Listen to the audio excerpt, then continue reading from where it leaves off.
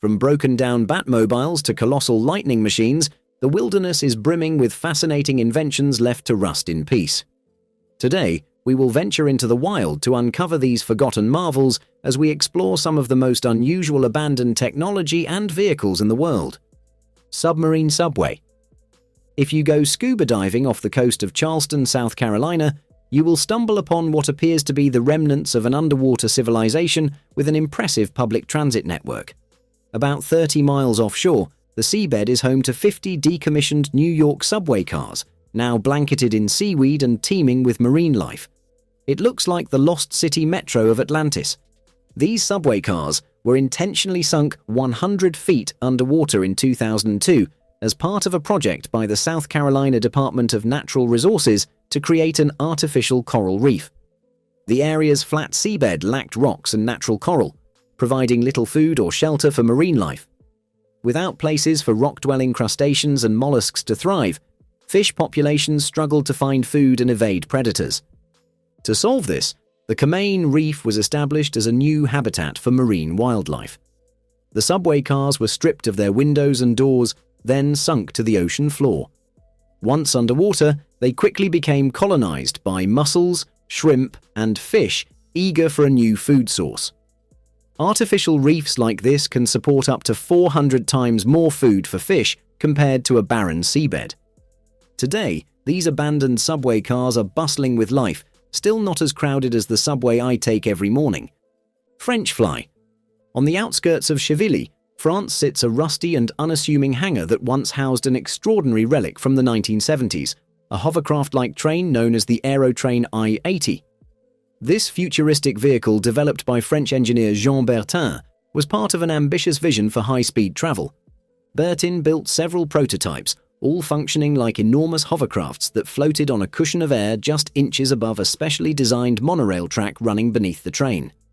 As the Aerotrain moved, it pumped air against the top and sides of the rail, generating enough downforce to lift the train and enough sideways pressure to stabilize it on the track.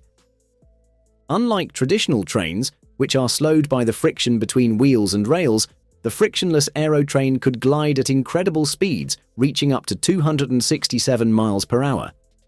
The I-80, completed in 1974, was the final prototype and a testament to Bertin's groundbreaking vision. However, the Aerotrain faced competition from another high-speed rail system, the TGV, developed by France's National Railway Company, SNCF. The TGV used specialized high-speed tracks that supported speeds of around 200 miles per hour, but unlike the Aerotrain, it could also operate on conventional rail lines, making it far more cost-effective. Ultimately, in 1974, the French government cancelled Bertin's project in favor of funding the TGV, which remains a cornerstone of French transportation today. Most of the Aerotrains were left to rust in warehouses, becoming targets for vandals and arsonists. Yet, a glimmer of Bertin's dream survives. The I-80 prototype was rescued and displayed at a small museum in Versailles, and remnants of the old monorail tracks can still be seen scattered across the French countryside. Though the Aerotrain project was abandoned, its legacy endures, and who knows, perhaps one day, the Aerotrain will take flight once again. Unlimited power. Some abandoned inventions are so mysterious that their purpose is hard to fathom, like this colossal contraption hidden in a forest near Moscow, Russia. At first glance, it resembles a spaceship crash landed on Earth, or perhaps the most bizarre water slide ever designed. In reality, this is a Marx generator housed in the High Voltage Research Center, a scientific facility abandoned after the fall of the Soviet Union. Built in the 1970s, this machine was designed to store massive amounts of electrical energy and release it in the form of artificial lightning bolts.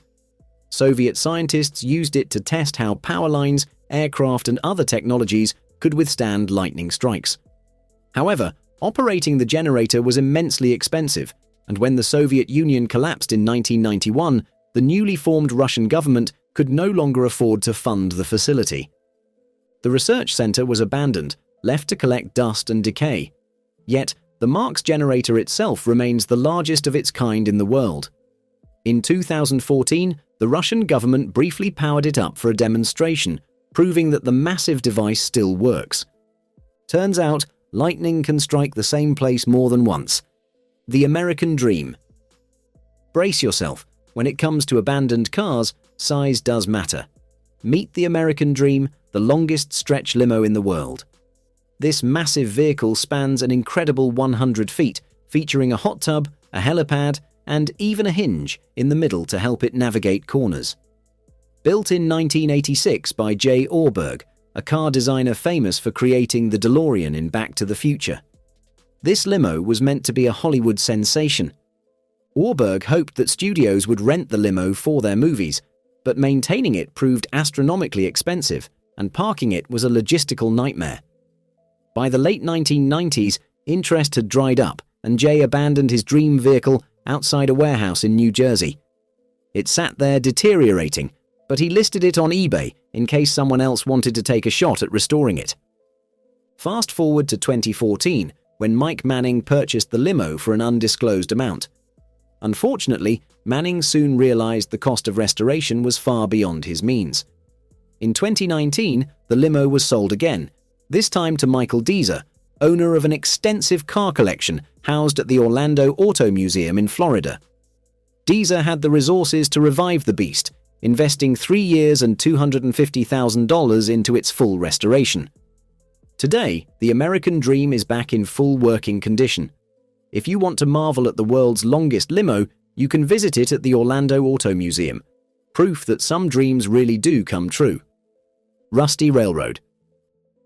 Out in the Sala de Uyuni salt flat in Bolivia lies an eerie cemetery with over 100 bodies decaying under the harsh sun. But this isn't a graveyard for people, it's a train cemetery, an area of the salt desert near the city of Uyuni, where more than 100 abandoned train cars have rested since the 1940s. Founded in 1890, Uyuni became a key railway junction connecting Bolivia's major cities and playing a vital role in the country's mining industry. Trains carrying tin regularly passed through the city on their way to export hubs. In the early 20th century, Uyuni aimed to expand its rail network and imported a fleet of new trains from Britain. However, by the late 1940s, Bolivia's mining industry began to decline, and the once bustling railway fell into disuse. With no purpose for the trains, the disheartened residents of Uyuni abandoned them in the desert, where they've remained ever since. While deserts typically have dry air that slows down rust, the Sala de Uyuni is no ordinary desert. It's the world's largest salt flat formed from a saltwater lake that evaporated 40,000 years ago. The leftover salt blankets the area, and when the wind blows, it coats the abandoned trains. This salty environment aggressively corrodes the metal, accelerating the rusting process. The sight of these rusting locomotives slowly being consumed by time and salt is haunting. Maybe someone should give these poor locomotive corpses a proper burial. Over and out. Puerto Rico is known for its stunning island paradise, but deep within the tropical forest near the city of Arecibo lies a colossal concrete dish, a stark reminder of what was once one of the most advanced telescopes in the world. This dish is all that remains of the legendary Arecibo Observatory, a groundbreaking facility built by the US National Science Foundation in 1963. For over 50 years, the observatory studied asteroids, stars, and planets, earning its place as the largest telescope of its kind on Earth. However, its legacy began to crumble in 2017 when Hurricane Maria, a Category 5 storm, caused significant damage. While repairs allowed the observatory to continue operating, the storm left it vulnerable. In August 2020, disaster struck when a cable holding up the telescope's central platform unexpectedly snapped, tearing a hole in the iconic dish. Despite months of repair efforts, tragedy unfolded on December 1, 2020, when the remaining cables failed, sending the massive platform crashing into the dish below. The destruction was so severe that restoring the telescope was deemed impossible. While there have been talks of transforming the site into an educational center for now, the ruins of this once record-breaking observatory remain abandoned. And as a humorous twist, Google Maps still lists the site as temporarily closed. Sorry, Google, but no amount of buffing is going to fix this one. Ghost ships. A cruise ship usually promises a relaxing journey through some of the world's most stunning locations. But for the passengers aboard the Mrs. World Discoverer in April 2000, their voyage turned into a nightmare. While navigating the Sandfly Passage in the Solomon Islands, The ship struck an uncharted coral reef, causing it to slowly list to one side. The captain, realizing the ship was doomed, issued a distress call. A nearby ferry quickly evacuated the passengers, and in a last-ditch effort to salvage the vessel, the captain intentionally beached it in Roderick Bay. Unfortunately, the Solomon Islands were in the midst of a civil war, making it impossible for salvage crews to recover the ship. By 2004, the ship's owner, Society Expeditions, went bankrupt, leaving the wreck abandoned. Today, the rusting MS World Discoverer remains lodged in Roderick Bay. Though technically unowned, the shipwreck has become a popular tourist attraction with holiday bungalows built nearby. Visitors can now stay just a stone's throw away from the picturesque wreck. However, not everyone sees beauty in the decaying vessel. Concerns have been raised that, as the ship continues to deteriorate, its engine may begin leaking oil into Roderick Bay, threatening the pristine waters. This isn't an unfounded fear. In 2015, another abandoned cruise ship, the Ocean Dream, docked in Liam Chabang, Thailand, began leaking oil after tilting onto its side. Its owners, Shanghai Easttime Ship Management, had refused to salvage it. The resulting oil slick stretched thousands of feet, forcing authorities to step in and prevent an environmental disaster. While the World Discoverer hasn't yet leaked oil, its future remains uncertain. If left to decay, it could share the fate of the Ocean Dream, turning Roderick Bay's crystal-clear waters into a polluted shadow of their former glory. Catastrophe. Owning an expensive boat or car can bring you great joy, but the absolute worst-case scenario is having it caught in an accident that leads to a fiery destruction. In February 2022, however, the Japanese shipping company MOL faced an even more catastrophic loss. A single incident wiped out over 4,000 vehicles in one fell swoop. The Felicity Ace, a cargo ship carrying around 4,000 cars from Germany to the US, caught fire as it passed the Azores archipelago. The flames quickly spread throughout the ship's hull. Some experts suspect that the fire was ignited by a faulty lithium-ion battery from one of the electric cars on board. After the crew was safely evacuated, the ship burned uncontrollably for nearly a week before the fire was finally put out. A salvage company was dispatched to figure out how to move the severely damaged ship, but they never had to attempt the operation. On March 1st, the Felicity Ace unexpectedly capsized and sank to the ocean floor, taking its precious cargo with it. The cars on board included high-end models like 20 Lamborghini Huracans, 190 Bentleys, and 1,117 Porsches, all totaling a staggering $438 million. In addition, the cargo ship itself was valued at $24.5 million. In total, this was a monumental loss for MOL, but with the company worth $12.2 billion, they'll undoubtedly recover from the disaster. As for the Felicity Ace's sunken cargo, it now rests on the ocean floor, providing a rather unconventional shipment of brand new cars for the local fish to explore if they can figure out how to work the pedals. Old folks home? When wealthy people retire, they often head to sunny Florida, but for multi-million-dollar military aircraft, retirement means joining an exclusive community in Tucson, Arizona. Established in 1946, the Davis-Monthan Air Force Base Boneyard is home to over 4,000 abandoned airplanes, collectively worth an astounding $34 billion.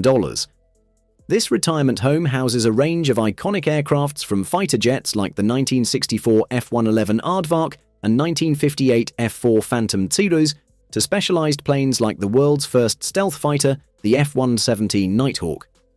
Debuting in 1981, the F-117's cutting-edge stealth technology is still partially classified, so when it retired in 2008, several models were locked away in secure warehouses at Davis-Monthan, hidden far from public view. Unlike most scrapyards, the dry climate of Arizona keeps these planes in pristine condition.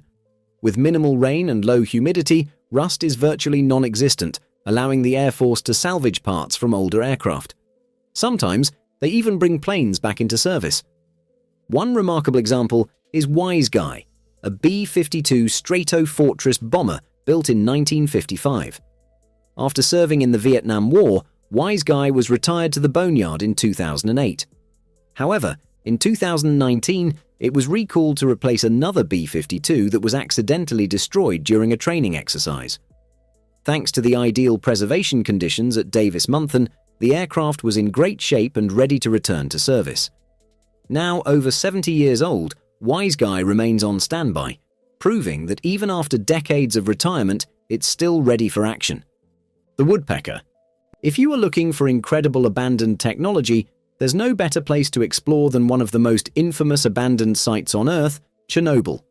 When the nuclear power plant exploded in April 1986, it released massive amounts of radiation, creating a 1,000 square mile exclusion zone that remains largely abandoned to this day. The area is still dotted with pockets of dangerous radiation, and entering without a guide is illegal. But that doesn't stop daring adventurers from sneaking in to see an awe-inspiring piece of Soviet engineering, Duga. This colossal structure is a gigantic radar station built by the Soviet Union in 1972. Standing 492 feet tall and stretching 2,300 feet long, it towers higher than the Great Pyramid of Giza and is nearly as long as the Burj Khalifa. Constructed during the Cold War, Duga was an early warning system designed to detect incoming missiles from up to 1,600 miles away. Operating such a massive radar required immense energy, and some conspiracy theorists believe one of the main reasons the Chernobyl nuclear plant was built in 1977 was to power it. Theories about Duga don't stop there. When it was activated in 1976, the radar emitted a powerful pulsing signal that was heard on radio frequencies worldwide. This repetitive knocking sound earned it the nickname Russian Woodpecker, and Western listeners speculated it might be a Soviet mind control device. However, Duga's story came to an abrupt end after the Chernobyl disaster. The radar station was abandoned and has since fallen into decay. Today, it stands as a haunting relic of Cold War paranoia, shrouded in rust and mystery. The Soviet jet train. Before the Soviet Union's collapse in 1991, its engineers pursued numerous experimental projects, many of which were too complex, costly, or outlandish to succeed. One of the more fascinating efforts was the creation of the high-speed laboratory railcar, known as the SVL. This innovative project, now preserved as a monument, is a testament to the ambition and creativity of Soviet engineering during that era. The inspiration for the SVL came from the United States, where in 1966 engineers tested the M497 Black Beetle, a jet-powered train capable of reaching speeds of 183 miles per hour. Determined to keep pace, the Soviets developed their own jet train in 1970. They took a standard A-22 train carriage and mounted two Yak-40 jet engines to its roof, creating the SVL. Remarkably, this experimental railcar achieved speeds of 124 miles per hour during its trials, proving the concept had potential. However, the SVL's design was far from practical. Its jet engines were deafeningly loud, making it unsuitable for operation near populated areas. Additionally, the cost of jet fuel rendered the project economically unviable, making it impossible to scale the concept into a functional rail network. By 1975, the Soviet government had abandoned the project, and the sole prototype was left to rust in a scrapyard in St. Petersburg. For decades, the SVL sat forgotten as the Soviet Union itself disintegrated. Yet, in 2008, the train was given a second life when it was restored and turned into a monument. Today, it stands proudly outside the TVA Carriage Works train factory, freshly painted and accompanied by a plaque that commemorates its story. Although the SVL never revolutionized rail travel, it remains a symbol of daring innovation. Its transformation into a monument ensures that its story will continue to inspire engineers and dreamers alike. Perhaps one day, the vision of jet-powered trains will be revisited, bringing the dream of high-speed rail travel roaring back to life. Car forest. Finding a broken-down car in the middle of the desert might not seem unusual. However, if you head to Goldfield, Nevada, and venture into the Great Basin Desert, you'll encounter something truly extraordinary. A fleet of abandoned cars arranged in a bizarre formation. At first glance, it might look like the aftermath of an epic car chase or some kind of automotive rainstorm. But this surreal scene is actually an art installation known as the International Car Forest of the Last Church, created in 2011 by artists Chad Sorg and Mark Rippey. The installation features over 40 junkyard cars, each meticulously buried nose first into the ground or stacked atop one another. This unique creation even set an oddly specific world record for the most upturned cars in an art piece. The artists intended for the car forest to serve as a blank canvas for graffiti artists, and their vision has certainly been realized. Today, the site is a popular tourist attraction, with each vehicle adorned in vibrant and unique artwork contributed by artists from around the world. Who knew abandoned vehicles could transform into a gallery of dreams? Movie mobiles. In comics and movies, the Batmobile is a high-tech tank that the caped crusader uses to chase criminals. But it seems Bruce Wayne has hit a rough patch. His beloved Batmobile now sits abandoned in a parking lot in Dubai's Al Quoz district, where it's been gathering dust since 2015. Of course, Batman isn't real, and this vehicle is actually a drivable prop from The Dark Knight. After being used in the movie's production, the car was shipped to Dubai in 2008 to promote its release. A private owner later acquired it and attempted to sell it for $1 million in 2015.